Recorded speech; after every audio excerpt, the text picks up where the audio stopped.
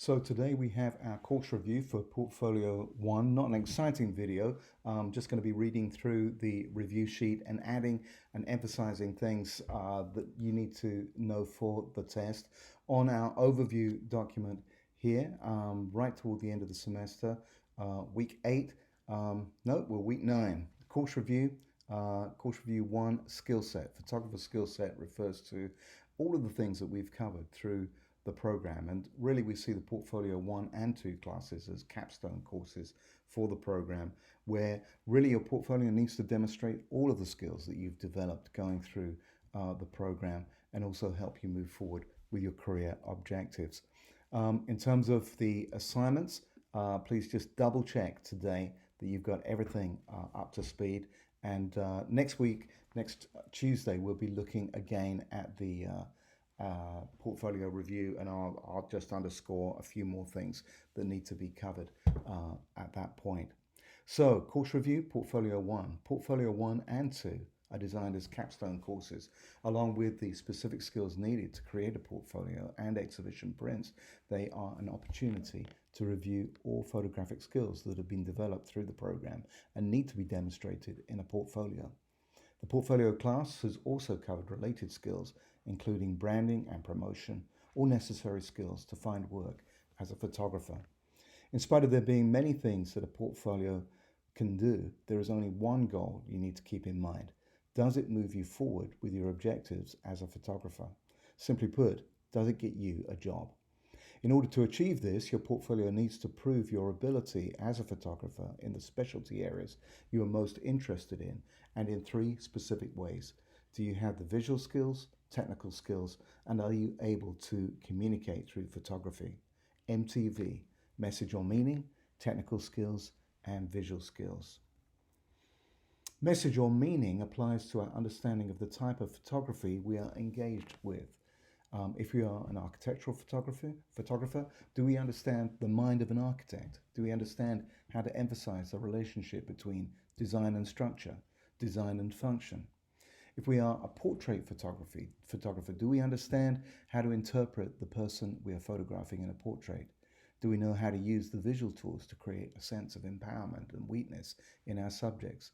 Meaning applies to every form of photography and begins with understanding the subject, and then the way we interpret the subject through our treatment of it. That last sentence for the meaning section is going to be particularly important. So please underscore or add that to your notes and make sure that you take that one particular point in. Of course, there's far more that we could say about message or meaning. We've had long discussions in class about each of these areas. And so maybe think through how you can interpret the subject and how you use this idea of message or meaning through your photography, through the specific work that you do.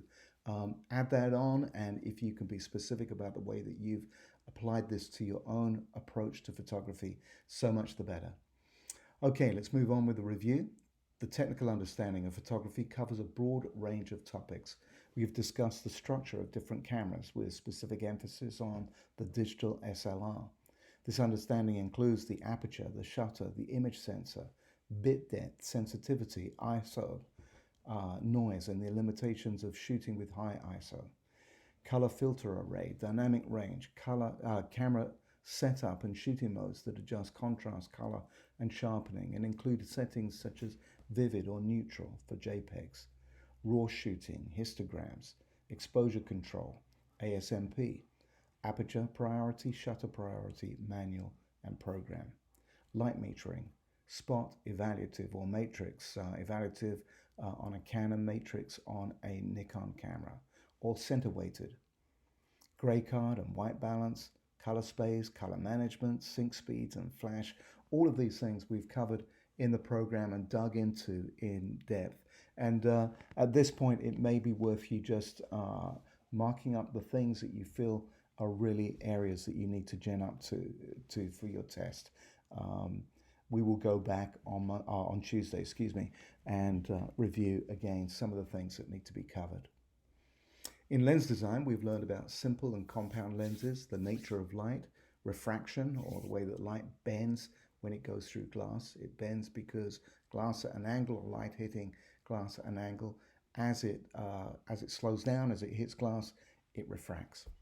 Chromatic aberration, distortion, chroma, flare, vignetting, covering power, and the circle of confusion. We've learned the difference between a zoom and prime lenses, a wide angle or portrait lens, the sweet spot, depth of field, camera shake, and image stabilization. A lot of those things have been covered this semester in our lens design classes in Visual Theory 2. All important things for us to understand. And we're not teaching you to be lens designers, although it may feel like that, but these are important things for you to understand as a professional photographer. The visual aspects of photography include our understanding of light, quality of light, is it hard or soft, specular or diffuse, the direction of light and how light illuminates a subject, how light changes color through the day, golden hour, perspective, and the control of proportional size of objects in a frame. And remember, it's controlled by camera to subject distance. The closer we are to the object that we're photographing, the bigger it will be in proportion to everything in the background. The rule of thirds, subject position and proportion, how big something is within the frame and where it is placed within the frame. Is it too close to the edge, or is it bang center of the frame? Is it absolutely upright or definitely at an angle? Framing, balance, hierarchy, shape, form, rhythm, contrast, tension points, negative space, the space around the subject that we're photographing. The color wheel and how to use color as a creative tool, tonality, contrast, and how to create black and white photographs. So there are many, many visual things that we've covered. And again, we've gone into these things in depth. Again, go through that list. And if there are things that you feel like you don't quite understand, underscore them. Go back over your notes, try and get a grasp on those. If you get completely stuck, send me an email and I'll be happy to answer your questions. Your portfolio needs to demonstrate skill in each of these areas. And once complete, should be evidence that you have the essential skills to do the job. Remember that in any interview, the 3 questions you need to answer are, can you do the job? Will you do the job? And will you fit in? And our portfolio really answers that question, can you do the job? It's demonstrating that you have the skills needed, the practical skills to be a photographer. Most photographers will specialize in one main area, and there are many organizations supporting each of these areas. Whether you become a food photographer, architectural photographer, portrait photographer, wedding photographer, humanitarian photographer, photojournalist, sports photographer, nature and wildlife photographer, or a fine art photographer, there will be an organization that can offer benefits including breaks on insurance and photo IDs. These specialties generally fall into 3 main areas. General photographers, supported by organizations such as PPOA, Professional Photographers of America. Media photographers, supported by organizations such as the ASMP, American Society for Media Photographers, and photojournalists, supported by organizations like the NPPA, the National Press Photographers Association. And in class, we went through other organizations that are out there. Finding an organization to support you will be of great benefit. And when you finish college, well, you've always got an open door to come back and see us, and we'd love to see and hear how your careers are going. But linking in with our network of other people and other professionals that are engaged in the same work is extremely beneficial, and we'd encourage you to do that. So let's move on. The stages for making a portfolio include image selection, culling, review, ordering, design and compilation. The design stage should include cropping, resizing, adding borders and key lines, and adjusting for aspect ratio. The 3 things you need to correct in a print are contrast, density, and color. CDC is the little acronym to help you remember that. Underscore that. That'll be important for you to know for your test. So contrast, density, and color. We having to do the class online has meant that we've done things slightly differently, and when it comes to our Portfolio 2 class, our initial selection will be printing out as little thumbnail prints, spreading them out on a table so that all of them can be viewed as hard copies at the same time. And we've missed out on that stage this time around, but nonetheless, I think we've managed pretty well. and everyone seems to have been able to work their way through the process. Um, when it comes to our Portfolio 2 class, we will do things slightly differently. But for the purposes of this course, please remember that process, those stages that we've gone through, and just think through how you were able to pull things together. Okay, the assignment packet has taken us beyond the production of a portfolio and includes understanding of the following. So the following things, all important for career development and moving you forward in your work as a photographer. So each of these things we've worked on. Look at the definitions. Please remember the definitions for each of these, and also your own work that you've done for each one of these things. Brand identity, a single word or idea that represents the ethos of what you and your photography is about. Brand identity, foundational for all of the other promotional materials that you put together. And indeed, many within industry will say brand identity, it underscores the way that we dress, it underscores the way that we talk to our prospective customers, and in fact just represents the way that we approach all of our life. And those videos that we watched really took us back to that point as a start point for our brand identity.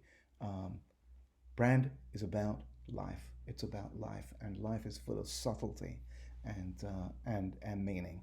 And so, in working on a brand identity, a single word that captures all of what we're about. It's not an easy thing. Organizations spend thousands on getting that together.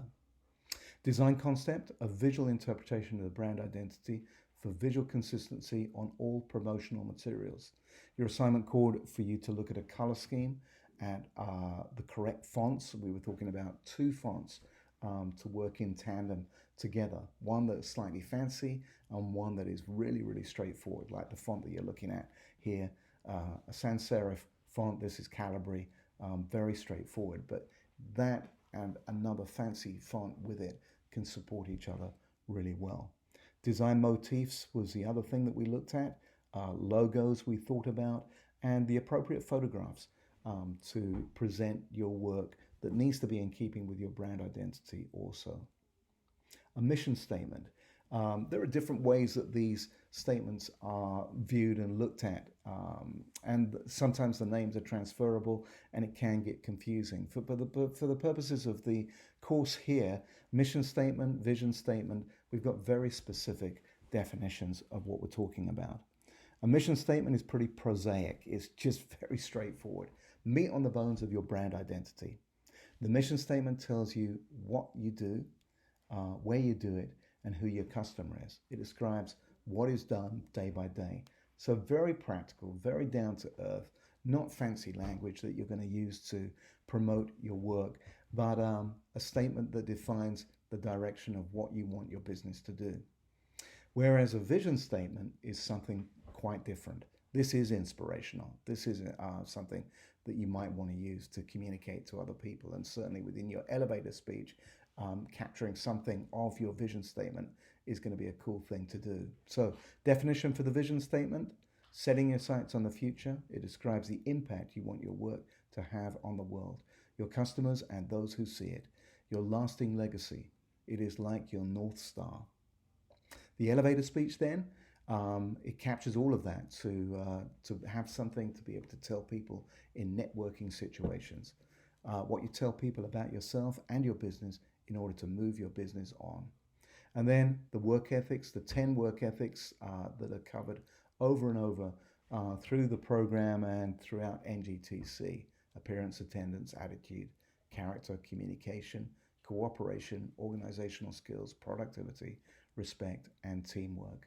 And all of those are absolutely important in any work environment. Your reputation as a professional will be based on your ability to pull it off in each of these areas. Okay, there's more to come on review. I hope reading it through and adding those points is beneficial to you. Read the review, go through and mark up the things, the areas that you feel you need to spend more time studying on.